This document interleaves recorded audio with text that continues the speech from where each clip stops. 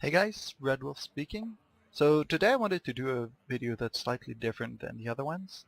Um, Not geared towards gameplay, but geared towards deck building. And I really wanted to start out as a very basic tutorial for people who are making their first few decks. And we would basically look at neutral cards and be able to see a little bit the differences between low cost cards, medium cost cards, high cost cards. We would look at mana efficiency and attack power mana efficiency also, because those are all big important criteria when you're trying to build a deck and trying to determine what would be viable or not. And also taking a look at the basic abilities of each hero and how they interact with your basic creatures. So let's go take a look. So if we first take a look, as I said, to neutral cards, and I'll just filter by basic set.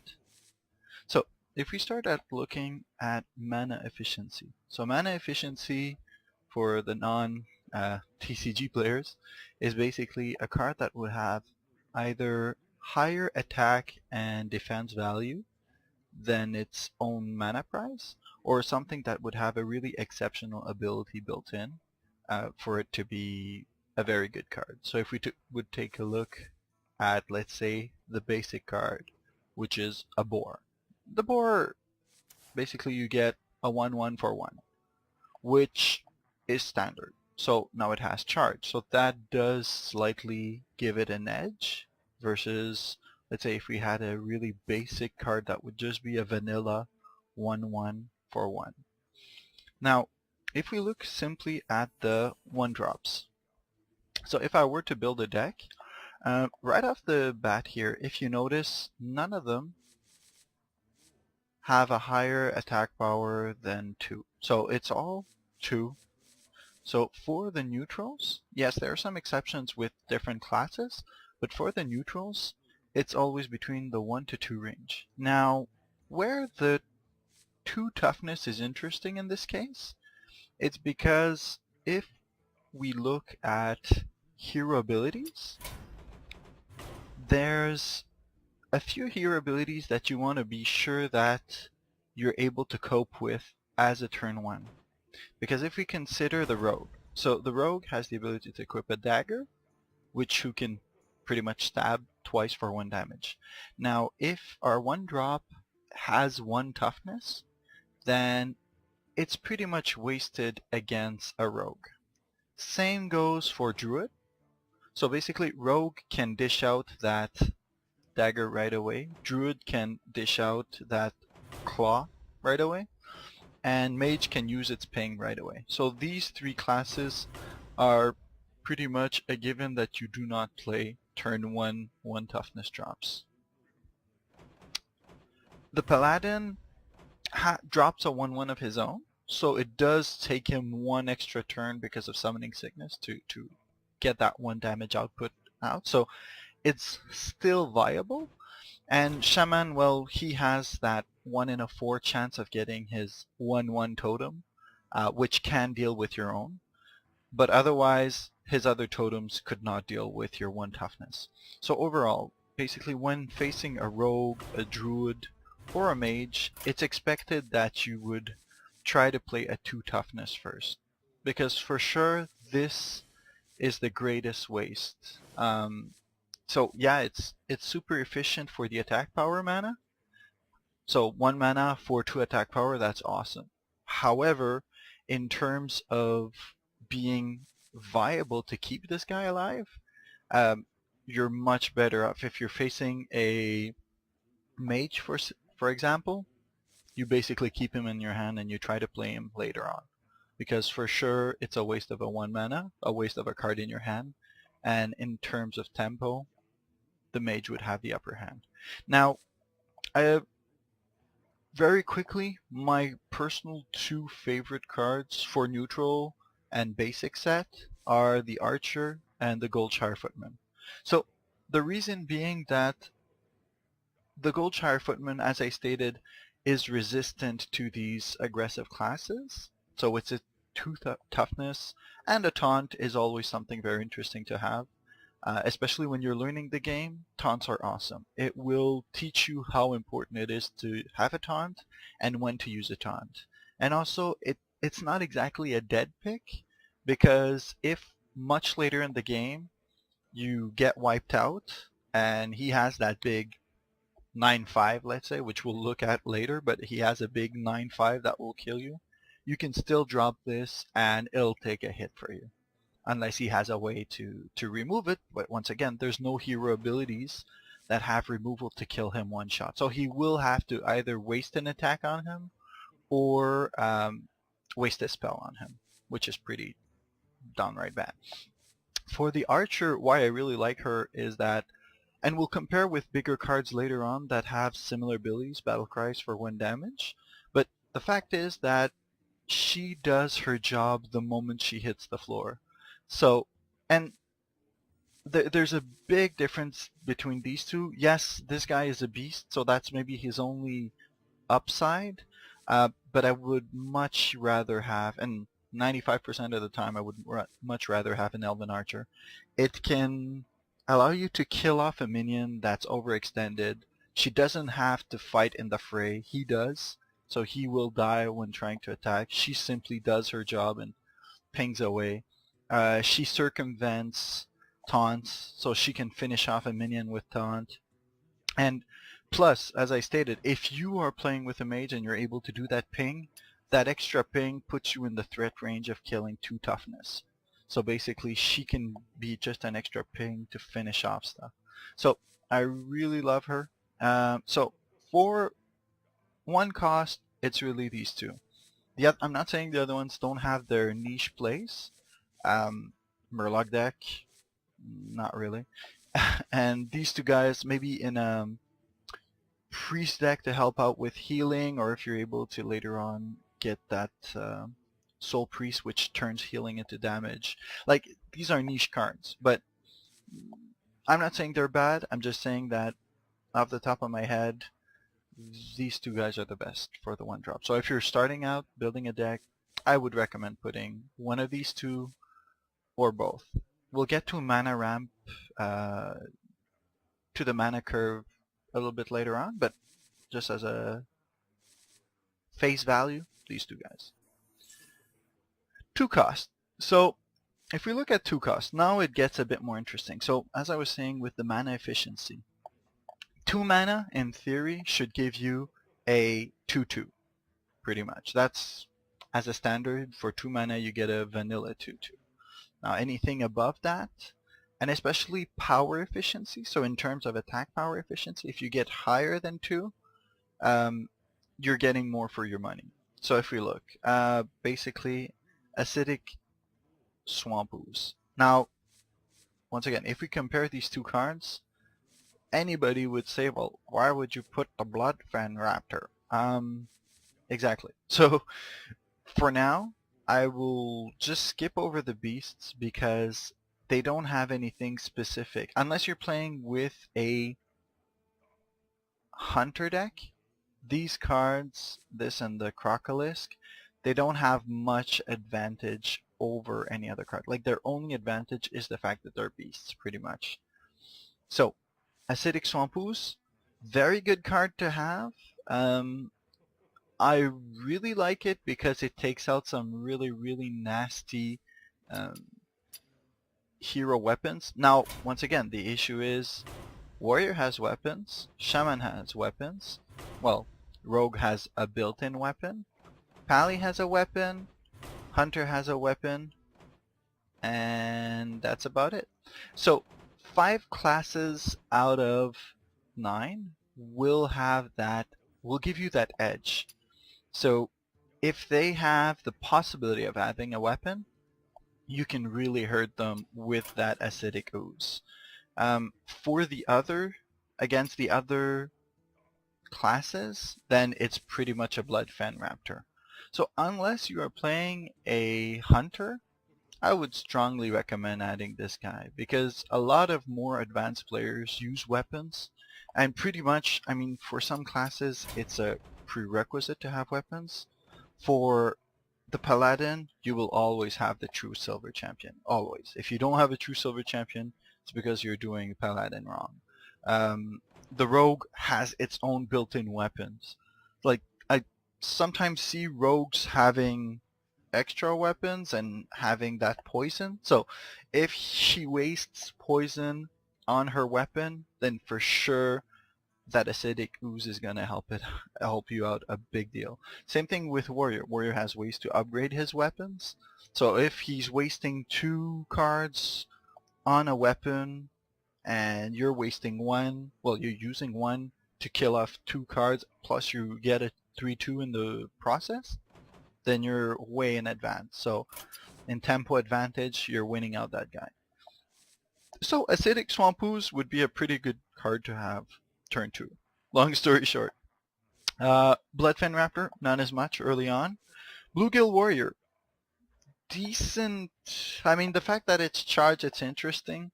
I find it really, really underpowered, to be honest. The 1 damage, I mean, yes, it will hit on first, but once again, it's like for 1 more mana, getting 1 more power, I don't see it happening. But it goes back to say that, as I was saying earlier, the attack power efficiency for mana price, it's showing here. So 2 mana, you'll see that it's almost the best you can get for getting a 2 power charge.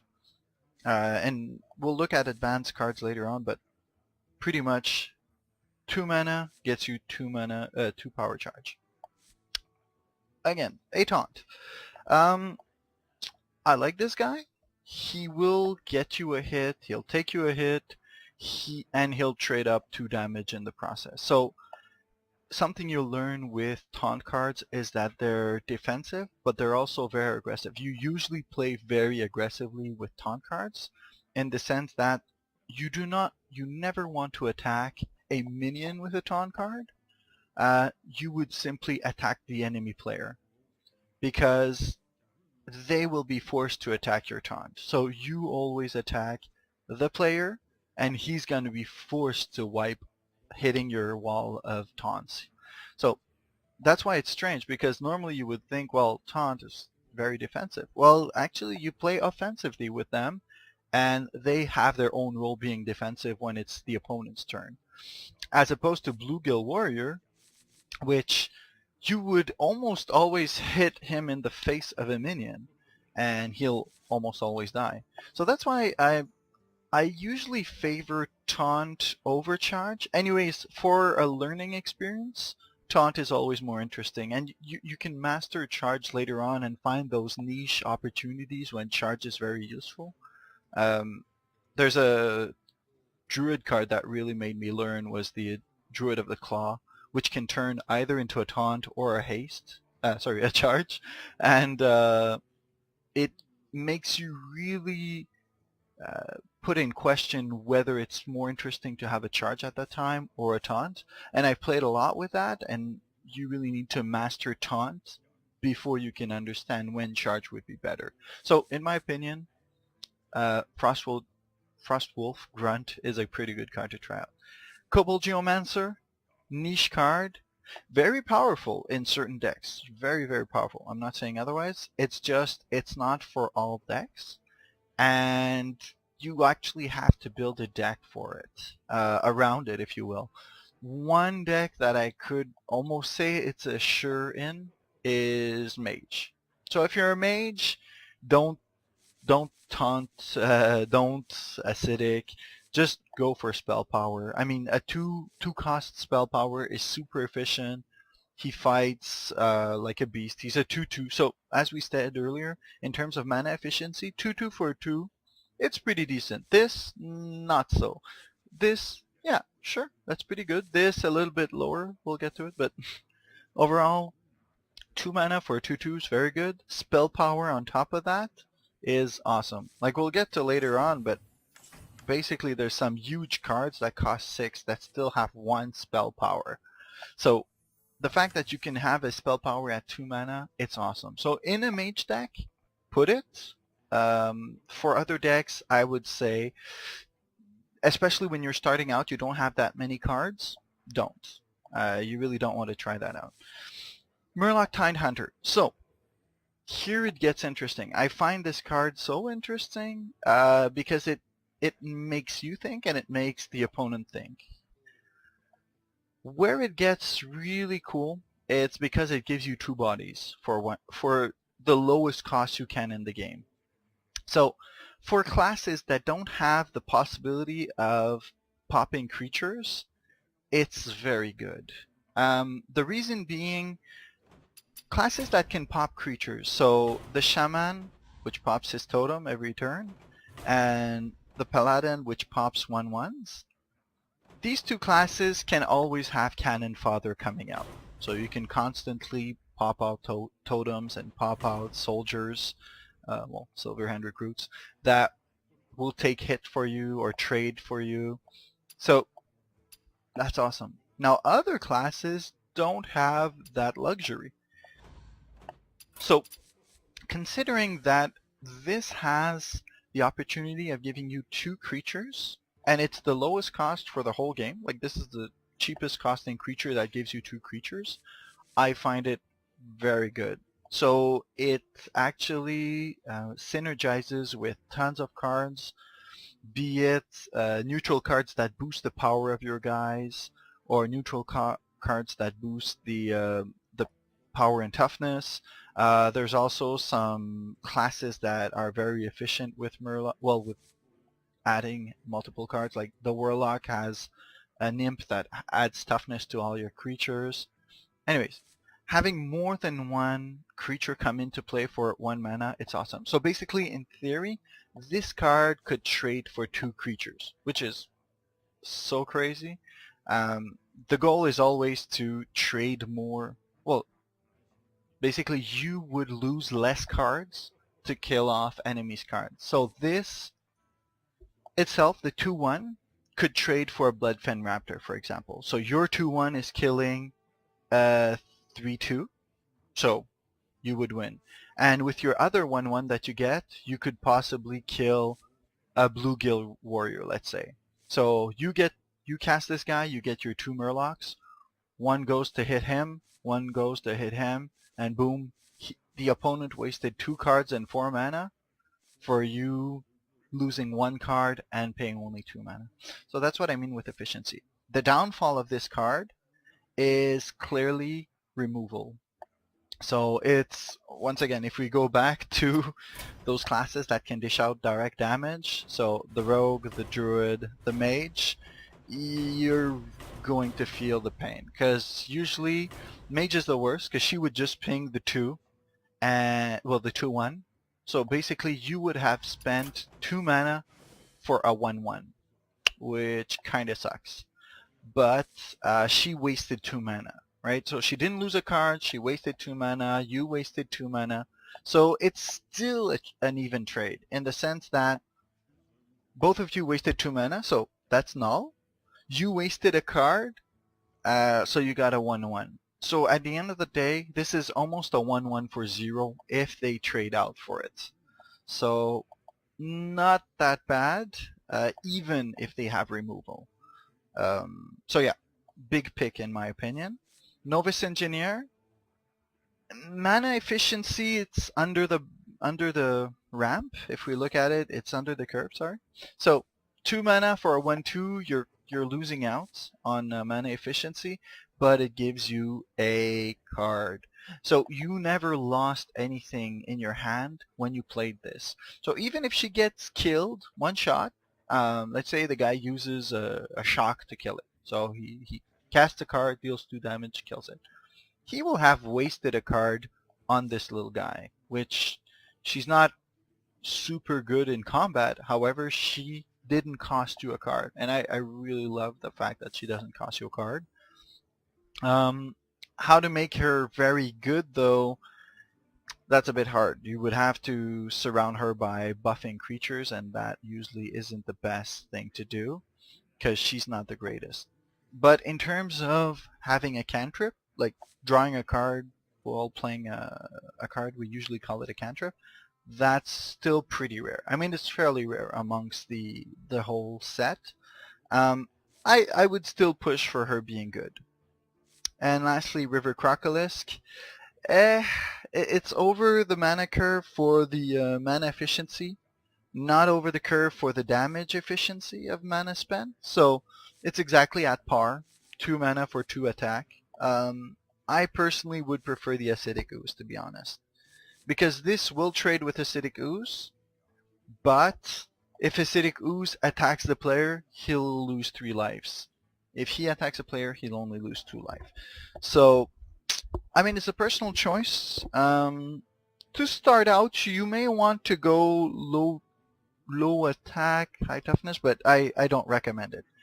I would still recommend aggressive creatures and taunts. Like, this is a way to go. So efficient attack power creatures and taunts to take the hit. So if you play these 2 guys, yeah, sure, he'll be forced to attack your Frostwolf, but you'll be able to attack with your Acidic Ooze. So he'll do his job, and plus if the other guy has a weapon, he already did a massive amount of damage in terms of efficiency. So anyways, long story short, for the 2 mana, quick recap: Acidic Swamp Ooze, pretty solid. Frostwolf Grunt, pretty solid. Kobold Geomancer, only in Mage. Like I said, for the beginning. Later on, you'll discover your own things, but for the Mage, it's a shoe-in. I really like the Tidehunter. Good trade. It'll help you learn how to use its powers and all that, and how to trade off for creatures. Pretty good learning card. And Novice Engineer thins out your deck. Maybe not early. I wouldn't put him in your first deck. But as you start having more efficient decks, and you'll be able to thin out your deck with him. So you know that you can keep him in your first hand, and she'll be replaced by something else once you cast her. So that's it for the 2 mana. 3 mana. Darrell Mage. So 3 mana, just quick thing. We're looking for creatures that would have 3 power, 3 toughness. Normally speaking, 3 mana, pretty logical that you would get 3 power, 3 toughness. So 3 cost, you get a 1/4. Underwhelming, perhaps. In terms of power though, spell power. Well, spell damage, super efficient for mages. And this will survive like 1 attack usually from 3 costed creatures. It'll survive most spells, unless he really wants to dish out a huge spell to kill it, which would be a waste in my opinion, because he's just a 3 cost card. He can still take 2-3 hits for you. So for the get-go, I would not put him in other decks. I would recommend him maybe for a Mage deck. But if you're doing a Mage deck, I would recommend 100% the Kobold Geomancer, somewhat the Darrell Mage. And I'm just noticing this, but keep in mind, guys, I strongly suggest you start out with a Mage deck just to get to know how to efficiently spend your mana. The Mage deck is probably the best to start out with. And I mean, you can even build like a creature deck for a Mage. Just start learning to use the Mage's power to trade off and finish off creatures. And I usually, well, that's the way I learn, and I find that it's an awesome way to learn how to trade for your creatures, and basically screwing with the opponent's idea of how he's going to take out your creatures. Because he'll try to trade for them and maybe come out winner, but your ping will be able to kill off the rest. So if you're making a Mage deck, I mean, I wouldn't say no. Just I wouldn't recommend it for the other decks starting out. So I don't know if you recall when I was talking about the 1-drop, Battle Cry, deal 1 damage Archer. Here's the other one. So this guy, 2/2.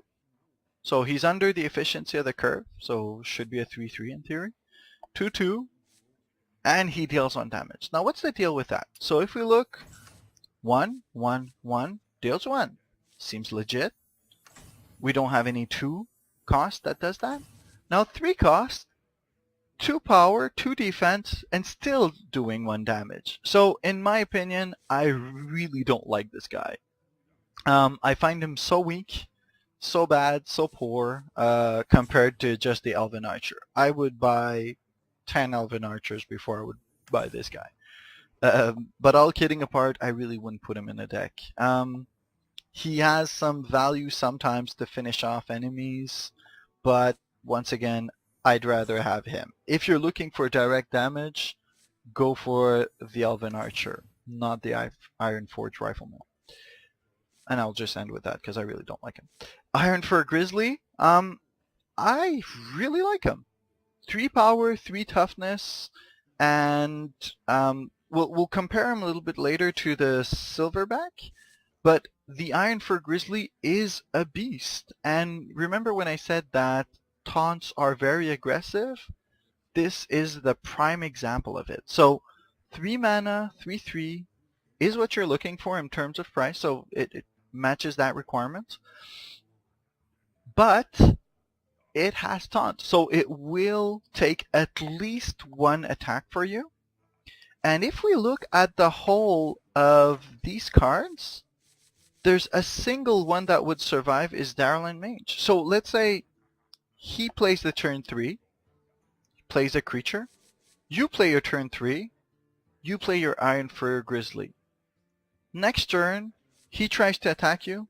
Any of these creatures will die when trying to attack. Well, actually, sorry. Silverback Patriarch as well. But, I mean, the rest will all die to attack your Grizzly. And if he doesn't kill off your Grizzly, well, next turn, guess what? Your Grizzly's attacking him in the face. And you don't care because he has taunt and he'll be there to protect you. So he's just clawing away at the face. Huge bear, clawing away face. And just staying there to taunt for you and protect you. So I really love this guy. I would strongly suggest adding him to decks to try him out. Magma Rager. So no. Just no. The amount of disappointment you'll have and the amount of glee I've had to kill off this guy when I've seen him in the play is just really sad. So, quick thing. Archer, 1 damage, 1 mana, and you keep your 1/1 in play. Oh snap, your 5/1 is dead. So, and once again, other decks will be able to kill this out. Well, Rogue will suffer for it, Druid will suffer, but just Mage. I mean, Mage will just laugh maniacally and kill it off, and you'll be sad and cry. So no, just no. Just no. Raid Leader. Now this is probably the most interesting 3 cost. The reason being, it's an ability. So it does not make the check of 3 mana, 2 attack power, so that it fails that check. However, it boosts the attack of every other minion. So at the end of the day, the idea is to kill the enemy, right? So attack power is the name of the game for creature decks. So as soon as you have a creature deck, this is what you want in it, period. Like if you have any deck that has more than 15 creatures in it, you want this Raid Leader, period. Furthermore, if you are playing with a Shaman who drops Totem, with a Paladin who drops 1/1 soldiers, you want to play with this Raid Leader. Because this Raid Leader is so efficient when it comes to increasing the attack power and increasing the value of your cards. It's crazy. So if we go back to this little guy, the Tide Hunter, he comes in with his 2 tokens, well, himself and his token. Basically, when you have the Raid Leader into play, he'll become a 3/1 and a 2/1 for 2 mana. So you're getting 5 power, 2 defense for 2 mana, which is way off the charts in terms of power.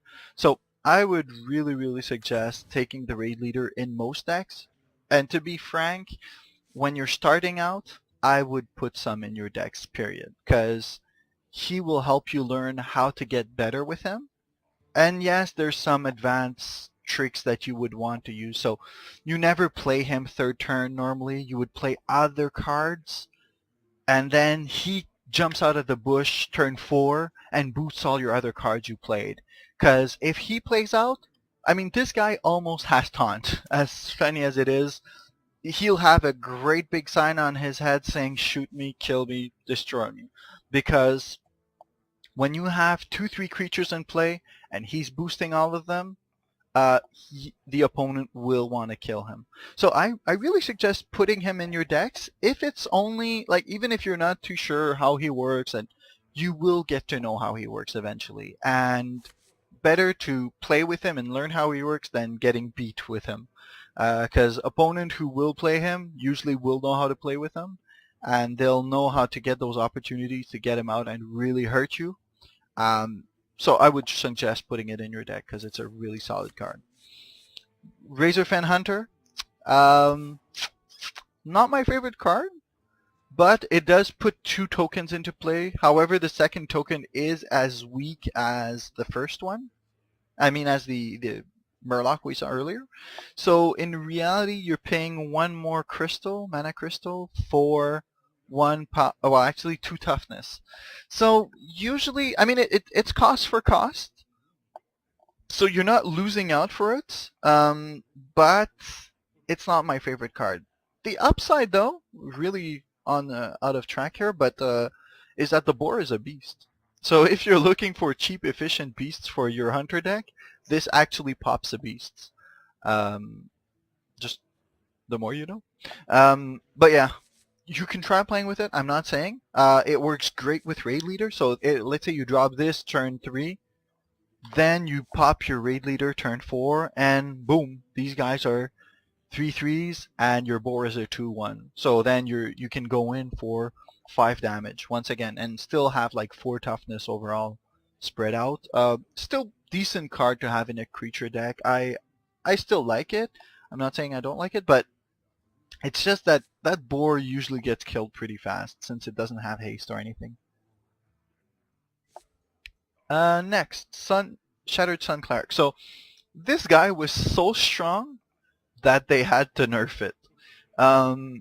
He was actually a 3/3 a little while back, but he was so efficient mana-wise. So when you added everything up, he cost 3 mana, gave you 3 and 3, used to give you 3 and 3, plus give you another +1/+1. So total, you were getting 4 power, 4 toughness for 3 mana. So that was way off the chart. There's no card that came close to it. I mean, there's no 4/4 here anyways, right? So that's why they actually nerfed it. Now you get, quote-unquote, 4 power and 3 toughness for 3, which is okay. I mean, if you have him with a Wind Fury creature that can attack twice, things like that, it's pretty interesting. Or if you're able to cast him on a Taunt, it's also, like, you cast him, you boost your Taunt, very good as well. I'm not saying he's poor. I would usually pick him over him only in decks where you have few creatures. So let's say I have under 15 creatures, let's say 10 creatures, a very spell heavy deck, I would want to have this Shattered Sun Cleric, because he'll greatly increase the value of those other creatures. Whereas Raid Leader, he has to be alive to help the other guys. He comes in, boosts the other one. Even if he dies, other guy stays boosted. Raid Leader has to be alive for the job to kick in. So, low creature deck, go for him. High creature deck, go for Raid Leader. I mean, you can still use both, but yeah. So, Silverback Patriarch. I don't like him. I just don't. So remember, like I said, that taunts are supposed to be aggressive. This guy isn't. He just sits back, laid back, waits to get hit, and maybe sometime kill a 1/1. But even when he's killing a 1/1, he's losing health in the process. I mean, I just don't like it. I would rather use my taunt to attack the face of the opponent and leave my other non-taunt creatures to kill off the creatures or hit the face. And then the opponent doesn't have a choice but to attack my taunts. Him, he's not aggressive. He just stays there. He'll maybe do 1 damage. So overall, attack power efficiency, not there. And he doesn't help. Like, at least the Darling Mage, if you have really powerful spells, he'll make them even more crazy. he just sits there. I wouldn't recommend it, period. I know some people like him because he can take out hordes of little 1/1s, but no. Like he'll stop like a Murloc deck, or not even. He won't even stop a Murloc deck, but he can slow down a Murloc deck. I don't like it. Iron Fur will stop solid a creature. He'll die one hit faster, but the 2 attack power is worth infinitely more than 1 defense, in my opinion. And mana wise, it's so efficient compared to a 1/4. But enough of that.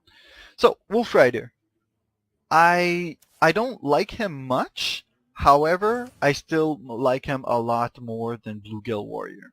The reason being, if we go back to creatures that have 3 toughness, almost all of them here have 3 toughness.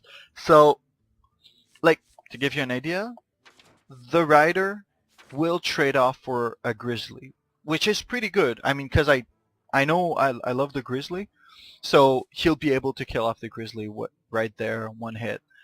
He can trade off with tons of creatures, whereas the Bluegill Raptor kind of just dies there. But a 3 is where you start getting threatening. So if we even, like, we won't look very much, but he can basically combine with a spell that does 1 damage, he can take out tons of creatures. Like, he can literally kill tons of creatures, which have 4 toughness. So yeah, basically I really like him. Well, I don't really like him, but I like him a lot more than the Bluegill Raptor. Bluegill Murloc.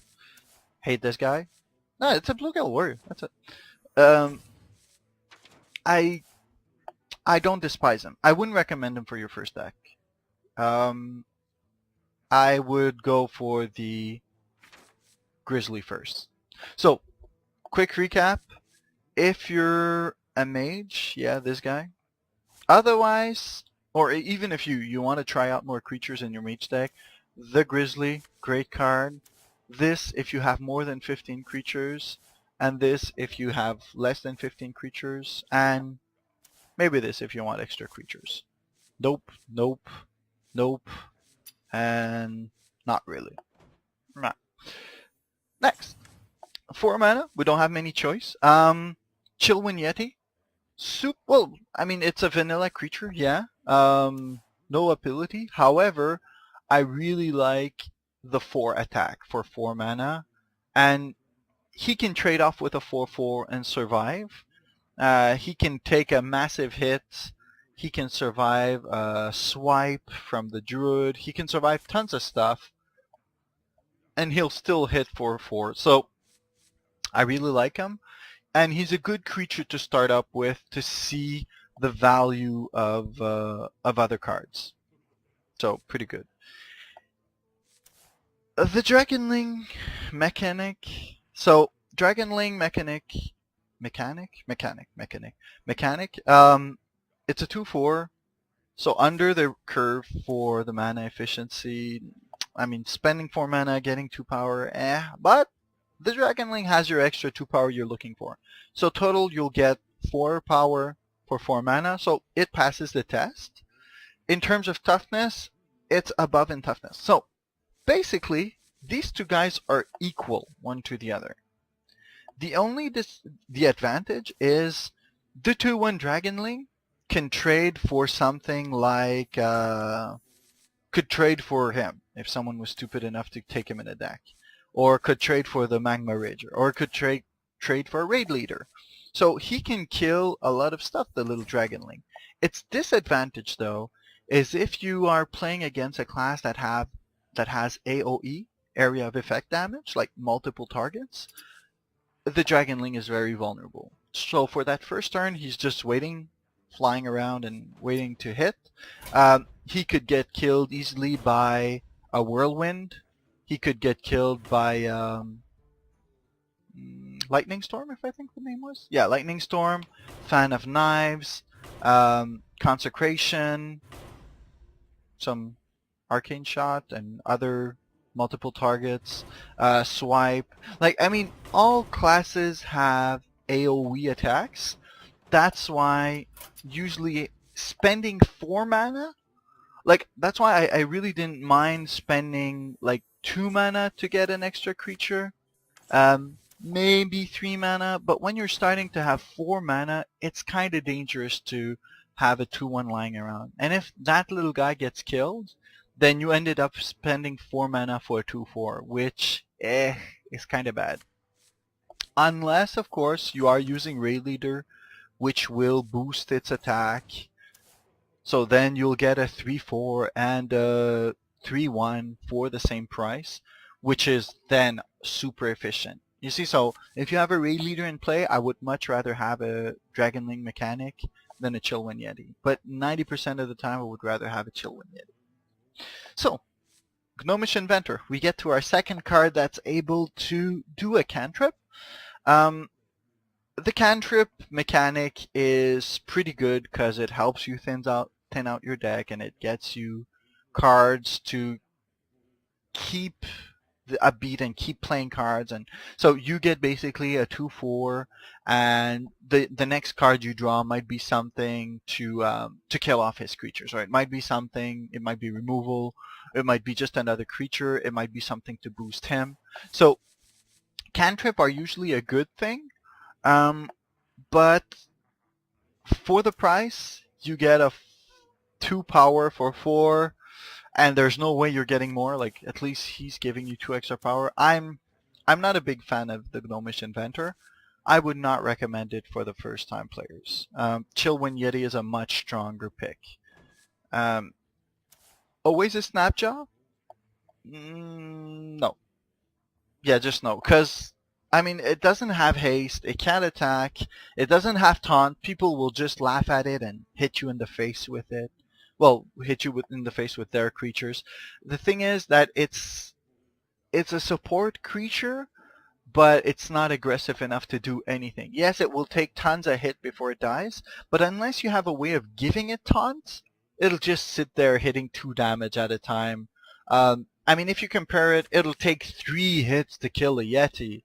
And for God's sake, it can't even kill a Yeti. By hitting the Yeti, it'll die in 2 hits trying to kill the Yeti, and the Yeti will still be a 4/1 and still be hitting and laughing all day long. I just find it trades so poorly with everything, and it's so slow. It is a big turtle. I hate it. I really hate it, and it really isn't a good card. So just no. Just no. Picture's pretty though, but no. Ogre Magi, in my opinion, other than the Kobold Geomancer, the second most efficient creature. And actually later in game, I would be much happier to grab an Ogre Magi than to land on him. The reason being that it can survive most 3-power creatures, well, all 3-power creatures on their own unless they're boosted, and it's just a very good creature. It gives you spell power. Like, these 2 guys are a sure in a Mage deck. Like, I don't care what you say, I just love these 2 creatures. They're awesome for a Mage deck, or for something that casts a lot of spells. It's awesome. Otherwise, Chillwind Yeti. Sejin Shieldmaster, das Dingo. Yes. Just yes. So, it does not pass the efficiency test. 4 mana, 3 attack. But the taunt is so nice on this card. It will trade with everything. And its life means that it will survive for more than 1 turn 90% of the time. Like, if you compare this big fat guy, so basically you're getting an extra power compared to the turtle, and you're getting taunt for the cost of 2 toughness. I mean, this is an efficient defender once again. So if we look at our 3 cost, we get a 3/3 taunt for 3, and at the 4 cost we get a 3/5 taunt for 4. So I mean, I love these 2 taunt cards. I would put them in every deck pretty much to start out. Like, when you play this card, the opponent will go like, ugh.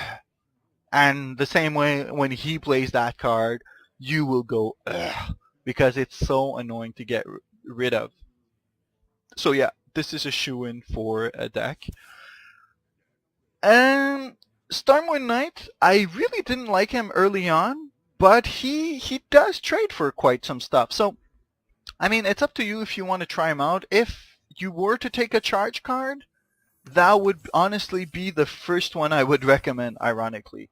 Um, I wouldn't, I still say, if you're trying out something, go for the Yeti, go for the Shield Master, don't go for this. But if you want to try different stuff, you want to try to play with the charge mechanic, if you, after you start playing with, when you're comfortable with Taunt and just vanilla creatures, you want to start charging, this is a guy you want to charge with. Because he will um, hit face for specific targets that you don't expect to be able to get killed on the first turn. So, well, on the first turn that they're out. So if the opponent thinks that, oh, well, I have this great creature and you have nothing to kill it, well, this will actually come and screw with his plans. So, and he'll usually live after attacking. So I would much rather you play with the knight than play with the good old slow Snapjaw. But I still wouldn't recommend him right off the bat for your first deck. So recap for the four cost cards. I would go with Chillwind Yeti, Sijin, Shieldmaster, Dusting Go. So 5 cost cards. Okay. So here is the point where we start breaking off with taunt cards, because this is where taunt cards start, like, they're very aggressive. But this guy is so aggressive that he'll usually have a big target on his head saying, kill me. And if an opponent can use removal on him, they will. Or if they attack with 2 small creatures, they will hit him and they will kill him. So this guy will not live very long one way or the other. Yeah, he's a 5/4. The only issue is he usually won't live to be able to use his 5 power. And this is where the Shield Master shines, is that he will usually survive the onslaught to be able to hit face for 3. Whereas this guy will usually get killed by 2 little 1/1s, 2 little 2/2s, and will never get to hit face. So if you had a choice for a taunt, I would recommend the Shield Master. Yes, I'm recommending 4 mana over 5 mana. Big deal. Over this guy, just because he won't be able to survive, to be efficient with his 3 damage. Well, with his 5 damage. He looks nice. Oh, 5 damage, he passes the test. But the 4 health just means that he'll get killed really quickly. So, meh. Not saying no, but meh. Darkscale Healer. It's a Yeti. It's a 4/5 Yeti, which heals all your characters. So, for the healer, I like her. I like her much more than... Oh god. Yeah, I like her much more than the Voodoo Doctor, just because she passively does everything. She heals everyone at once. She'll heal you, so she'll heal your hero, and she'll heal everybody else. So if you have some high toughness guys, like a Shield Master, like a Yeti, or like a Knight, you'll see the value of having her, and she can screw with a lot of plans that the opponent had. Like the opponent's like, okay, this turn I'm gonna hit him, and then next turn I'll be able to finish him off. Well, not quite, good sir. What's interesting with her, if you do take her, is I would usually attack first on your turn. So let's say turn 5, I have a few creatures on the field. I attack with them, and I try to make sure they don't die. So I would trade up so I deal the maximum damage, but don't lose my creature. And then I would play her. So it would heal back up all my guys. So then he would be in a lot of trouble. Plus, he has to get rid of a 4/5. Yes, it doesn't meet the 5 power for 5 mana, but it's still something pretty interesting to play. I mean, for learning to use heals, I like her. Let me see, in types of decks, in most decks she's still useful, and possibly in the Warlock deck she's the most interesting because Warlock can spend 2 lives to draw a card. So she, in theory, can allow you to draw 1 more card later on as a Warlock. Because Warlock will always play dangerously and lose a lot of lives throughout the game. So she's there to help you out. I mean, I wouldn't necessarily recommend her with the Warrior. Maybe. But in any event, if you want to start playing with with healing later on, go ahead, try her out. She's pretty good. Early on, though, I wouldn't put her in your first deck. Frostwolf Warlord. Okay, so first thing first, if you have lots of creatures, play him. End of story. Because yes, he doesn't pass the test. Chances are, by turn 5, you'll have more than 1 creatures. If you do, this guy can be a beast. This guy can be so excruciating. The opponent will usually have to use pure removal to take him out. Like, just assassinate him or something. Because he is so big. I remember one of my first decks was a Shaman deck. And basically the Shaman ability is that he drops totems, which do count as creatures. So, what's interesting with that is that I would stack up totem every other turn, and then the Frostwolf came out, and he was huge because of all those totems. So I would he is a shoe-in if for your first deck, for a Shaman deck, and for a Paladin deck with his little 1/1s.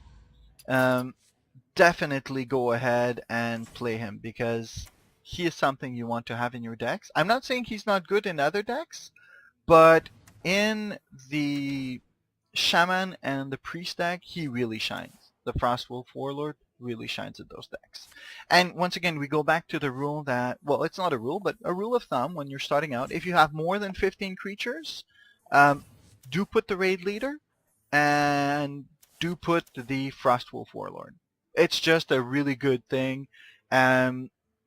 Once again, opponent will be forced to do something. Otherwise, he's getting hit in the face for really a lot of damage next turn. Yeah, that's about it. Gurubashi Berserker. So, you know what? I would suggest you play with him. You will learn how he works. He's very good in a lot of decks. He's good with the Priest. He's good with the Mage, because Mage can hurt him and he gets angry. Priest can heal him after he got hurt, and he keeps the buffs. That's what's interesting compared to other minions that have that ability when they're angry. God damn it, I don't remember the name. What's the name of that? Give me a second, guys.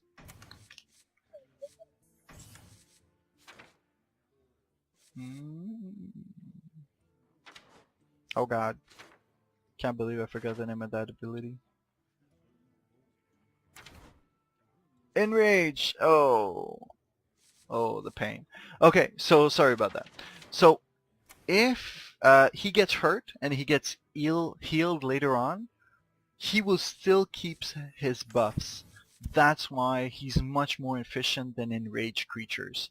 If you're really starting out Hearthstone, you don't know what enrage is. I guess we'll cover it a little bit later on. But the important part is every time he gets hurt, he gets bigger and bigger and bigger. And the first time he gets hurt, he is meeting that efficiency. The thing is that a mage makes him bigger just by hitting him with a small fire blast.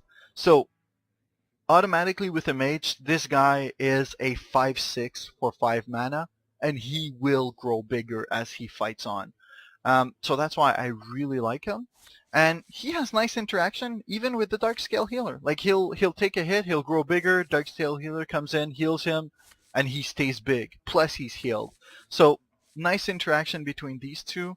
I would put him in a deck just to get familiar with him. Like, you will find that opponents will be afraid of to attack him, just because he gets so big, and usually he'll have to take 2-3 hits before he dies. And that's what you want.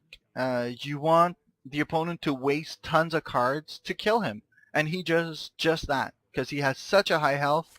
And if we go back to poor sad old turtle, 2/7, no abilities, 4 mana, this is what you want for a 2/7. A 2/7 that will get angry every time it gets hit. And opponent will try to kill it, or even if you start fighting with it, it grows bigger and bigger and harder to kill. But yeah, I really like him. Try playing with him. Try to get to know how he works. And he's not an easy character to learn to play with, but he's one that will be worth learning or fighting against. So once you see him on the other side of the field, you'll know how to fight him and how to kill him. That's why I find him, he's good to have in a deck to start learning how to play with him. Nightblade? No. So, just know, just because the 3 damage to a hero is not worth it. He cannot affect the board. So, yes, he's a 4/4, but again, the Yeti kills him. So, like I said, Yeti's a pretty standard card. It's efficient, but I mean it's a vanilla card, so it's a learning card, and this loses to it, which is sad. Yes, it does its job of doing 3 damage, but in my opinion, 5 mana for 3 damage and still dies to Yeti is not it. It doesn't hit the target. I mean, if Blizzard would listen, I would put him at 5 attack and 3 defense. He would be a bit more threatening, a bit more dangerous. Like the opponent would have to waste a bit more to kill him. I would like him more. But at a 4/4, he just doesn't meet the threat ratio. So we're back to those little ping guys. As with the archer, the stupid rifleman, and finally the slightly better rifleman. Now, this is a very physically weak card, like so physically weak, it hurts. I don't like him much. Now that being said, if you are low on spells that deal damage, direct damage, you might have to put him in your deck. Because there's, like if you're playing with, I don't know, let's say the warrior. Okay, so the warrior doesn't have tons of direct damage. He does have some. I'm not saying he doesn't have some, but sometimes he has to hurt everybody, or it's usually 1 damage, or there's prerequisites for it to happen. Now, let's say you're a warrior, you might consider taking him because you're so low on direct damage, but in 90% of the case, that toughness is atrocious. Like, this will lose to a 1-drop. I mean, seriously, if you're dying to a Murloc Raider, you're doing it wrong. Given though, he might kill a Murloc Raider, but if you're wasting 2 damage to kill a Murloc Raider, then you're doing it wrong again. So he always loses though. That's the issue. So even if you're using your 2 damage to kill, I don't know, an acidic ooze. So comes into play, boom, kills the acidic ooze. The issue is, a little Murloc can still kill him. And then you wasted 5 mana to kill 2 mana and 2 mana, and then he still has a 1/1. Well, complicated example, but basically if you're using it to kill something and then it gets killed by something much smaller, you just wasted 5 mana, and that's a bad point to be in. This guy will usually be a 5/5, a 6/6, a 7/7 for 5 mana. He will take many hits, or he will absorb 1 spell to kill him, at least 1 spell to kill him, or sometimes 2, and he will have done his job. Whereas him, and it's usually much more expensive cards, you'll waste more than 5 mana to kill him. Like, the opponent will waste more than 5 mana to kill him, whereas an opponent can waste 1 mana to kill this guy, which means you're losing out. So you play this turn 5, opponent's turn 5 spends 1 mana, kills him, and then he has 4 mana to rebuttal, and you just wasted your whole 5th turn. So that's why I'm not a huge fan of him. I'm not. So quick recap. For the 5 mana drops, I would go with Frost Warlord if you have a lot of creatures, and Gurubashi on all decks, just to try him out, getting familiar with him. He's a pretty good creature. This if you have creature heavy, or if you're playing with Shaman or Paladin, pretty good. This guy if you want to try some healing later on. The other 3, not quite so. And again, this is my personal opinion, but not quite so. 6 cost, so we're actually coming down to much fewer cards now. So 4 choices. Archmage. Now, Archmage has a big problem. The problem being that his spell power is low. It's +1 spell power. And he doesn't meet the requirements of having 6 damage for 6 cost. So he doesn't touch the mana efficiency. Furthermore, he has kind of that big turtle syndrome that he's 4 attack, but turn 6 he usually will not turn the tides. And another big problem with him is, you see, even the little guy, if you draw him late game, so I'm turn 10, I have access to 10 mana, I can play him. And I still have 8 mana to throw fireballs at the enemy, and my fireballs will get enhanced by his spell power. So even if he dies later on, he will have helped me out with his spell power. Well, spell damage. Him, he usually comes out late, but he's late at the party. He's just tardy to the party, and either you don't have any burn spells in your hand left, or if you do, you'll play him, he'll get sheeped, killed, assassinated, and you'll have wasted. Or you can only cast like 1 small spell with him. So that's his downfall. He just falls awkwardly all the time. Every time I played him, every time I got him in my hand, I'm like, ah. If I get him early, I'm like, oh god, 6 mana, I'll never get to use him. And then the syndrome is that if you have him in your hand and you have removal spells, and you're like, oh, but I want to wait till you have my Archmage out, you'll just get beat and beat and beat, and by the time it's the 6th turn, you might be dead. Because you won't have used your fireballs and all your spells. So I just find him really awkward. And when he does come out, yeah, he'll take a lot of hits, but if he lives, he won't kill a Chillwind Yeti. At the end, he just can't kill a Chillwind Yeti. So even in a Mage deck, which is probably the best deck for him to be in, I don't play him. I just don't. I would even, like I told you not, well, I recommended not playing with him for your first deck, but I wouldn't even play him. I would rather you to play the Darrellan Mage before you play this guy, the Archmage.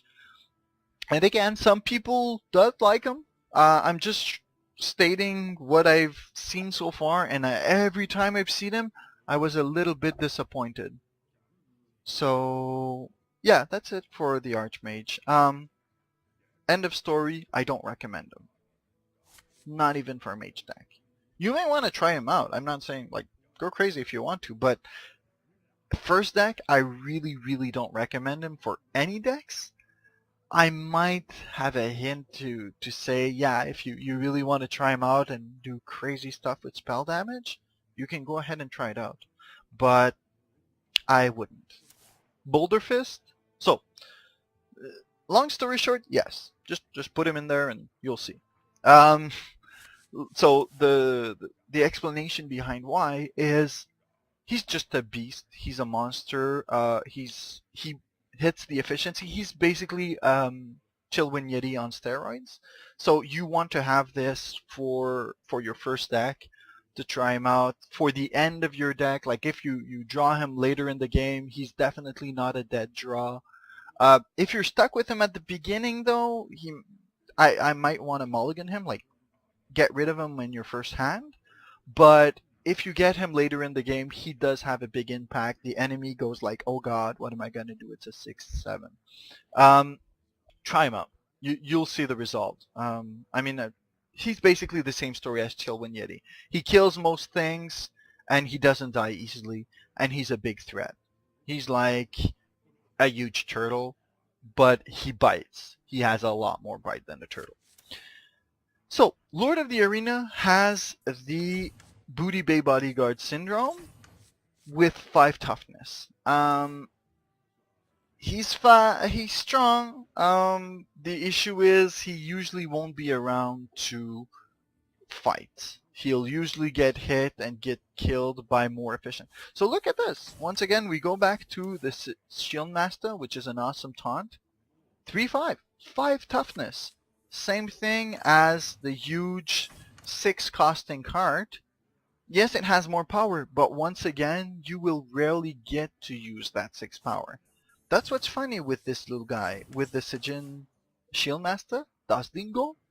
You will get to fight with him. This is why I love him, is you will get to fight with him much more often than this big guy. He might be huge, but he won't be around to fight. He'll get killed by 1 or 2 creatures. He'll get charged. He'll get lightning bolted. He'll get everything to not be able to fight. And then you spend 6 mana on something that won't be able to take hits. Well, won't be able to hit face with. Him, people will usually not be inclined to waste mana on it. So that's why he's much better. And the Reckless Rocketeer, no, just no. It's 2 mana. It's 2 toughness. Just no. Like, yeah, he'll trade for Lord of the Arena. He'll kill a Sijin Shieldmaster, but no, just no. Yeah. So for the 6 mana cost, it's pretty much just the Boulder Fist that's worth it, and that's about it. If you want to try other ones, be my guest later on, but in your first deck, don't. And lastly, the 7 guys. Once again, the curse of the 5 toughness. It's so bad. Like, everything that has 5 toughness for me, or lower, seems to have that issue. Like, higher attack than toughness is always a bad recipe for it to die very quickly and you waste 7 mana. Then no. Champion has the same thing towards having... It's very similar to those big creature decks. So, Raid Leader, if you have more than 15 creatures. Frostwolf Warrior, if you have more than 15 creatures. And same thing with Stormwind Champion. Because if you play just Stormwind Champion, with nothing else on the board, you're kinda wasting out on 7 mana. It's still a 6/6 though, that's why it will survive 1 or 2 hits. But otherwise, I would go with the War Golem. War Golem is just a really solid card. So, for your first deck, I still recommend the Stormwind Champion. It's the best pick out of these 3. War Golem is very solid too, but as soon as you have 1 more creature, he's better. The only event where I would see him being weaker is if he gets killed first turn, and that's usually not going to happen. So that's about it for all the creatures that are 7 mana. Overall, if we look at it, the recommendation would be to have something at every cost.